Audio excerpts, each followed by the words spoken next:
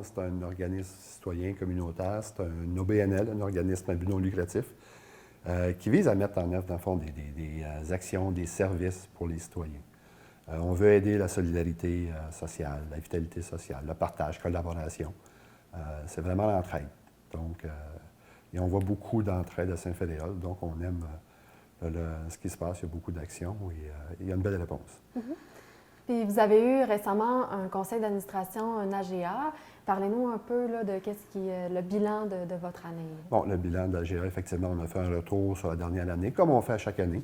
Et c'est un moment où on en profite pour, s'il y a des gens qui veulent s'impliquer sur le CA. On a des nouveaux membres cette année sur le CA, des gens qui ont quitté, qui ont donné beaucoup de temps, beaucoup d'années.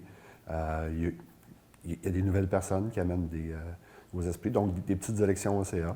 Donc, des nouveaux membres sur le comité intéressants qui vont amener des gens de l'enseignement, des retraités, du domaine de la santé, différentes personnes qui se joignent à nous, donc qui arrivent de plusieurs horizons, qui est intéressant. On a fait le point sur les améliorations de l'espace Trogdon, qui est bien connu à Saint-Féréol. L'ajout de l'annexe au sous-sol du presbytère qui agrandit l'espace disponible pour le troc, de l'espace Trogdon. Donc, on a rajouté, on a fait cette année, on a aidé des familles à alléger la facture de la rentrée scolaire en fournissant des dons, des fournitures scolaires pour la rentrée au primaire. Donc, différentes activités comme ça qu'on a pu mettre en œuvre cette année, malgré toutes les circonstances qu'on vit actuellement un peu partout. Parlez-nous d'autres activités qui vont avoir lieu prochainement ou qui ont lieu dans le passé proche. Très, très récemment, on vient d'avoir hier au marché de Noël à Saint-Féréol le bazar sportif.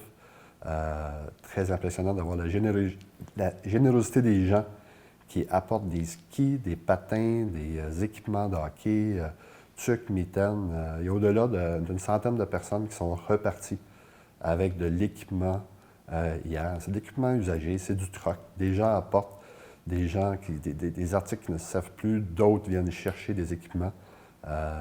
C'est merveilleux de voir des enfants, des jeunes enfants qui repartent avec des bottes et des skis, qui vont pouvoir faire du ski cet hiver facilement en famille. C'est vraiment impressionnant. Oui, puis également, parlez-nous aussi de d'autres activités qui vont avoir lieu pendant le temps des fêtes. Pendant les fêtes, on s'associe et on risque de travailler avec l'Association bénévole de la Côte-de-Beaupré et la Fondation qui offre des douceurs pour les aînés qui sont seuls. On va agir un peu comme lutin transporteur de ces petites douceurs-là. On vise à travailler d'autres nouveaux projets. Dans les projets qui sont passés aussi récemment, on a eu, je reviens là-dessus, le bazar d'Halloween, où il y a eu des échanges au Trogdon de costumes d'Halloween et de décorations d'Halloween qui s'est rajouté au volet. Donc, c'était très intéressant. Ce qui se passe toujours, qui est en continu, on a un service d'aide alimentaire en cas d'urgence qui a aidé des gens en début de pandémie, des gens qui pour un moment, ont un besoin criant pour une épicerie ou des choses comme ça. Ça fait longtemps que ce service-là c'est des coupons d'épicerie. Ça fait au-delà de 2 ans qu'on a mis en place ce service-là, qui a quand même servi à plusieurs familles et on est content que ça puisse servir. Des gens qui ont un petit pépin ou qui ont un petit accrochage puis qui ont besoin d'un petit coup de pouce juste pour se relever, c'est une aide qu'on apporte, qui complète d'autres services qui existent sur la Côte-de-Beaupré. On travaille d'ailleurs en collaboration avec d'autres services. Donc, on se réfère à des gens, on envoie les gens vers les bons services. Avez-vous d'autres collaborateurs que l'Association bénévole? La friperie, la tablier 138, donc tout ce qui est... il y a quand même un beau petit réseau sur la côte qui permet de partager les ressources et de faire en sorte que les gens ont accès à ces ressources-là. Il y a beaucoup de services, il y a beaucoup de disponibilité sur la côte pour des gens. Puis, on parle souvent des gens dans le besoin, mais on parle de Trogdon qui est... Les gens pensent que c'est quelque chose pour les gens dans le besoin, mais c'est des services qui sont accessibles à tous.